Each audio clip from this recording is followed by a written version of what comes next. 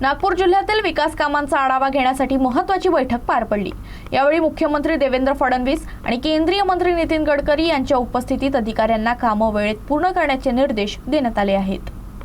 नागपूर जिल्ह्यात सुरू असलेल्या विविध विकास प्रकल्पांचा आणि पायाभूत सुविधांच्या कामांचा आढावा घेण्यासाठी आज एक महत्त्वपूर्ण बैठक पार पडली। सिव्हिल लाईन्स येथील हैदराबाद हाऊस इथं झालेल्या या उच्चस्तरीय बैठकीची अध्यक्षता मुख्यमंत्री देवेंद्र फडणवीस आणि केंद्रीय रस्ते वाहतूक व महामार्ग मंत्री नितीन गडकरी यांनी संयुक्तपणे केली। या बैठकीला नागपूरचे पालकमंत्री चंद्रशेखर बावनकुळे यांच्यासह जिल्ह्यातील वरिष्ठ प्रशासकीय अधिकारी आणि विविध विभागांचे कर्मचारी उपस्थित होते। बैठकीदरम्यान मेट्रोचा दुसरा टप्पा, नाग नदी स्वच्छता प्रकल्प, शहरातील उड्डाणपूल, न्यू नागपूर विकास प्रकल्प तसेच इतर महत्त्वाच्या जनहिताच्या कामांचा सविस्तर आढावा घेण्यात आला।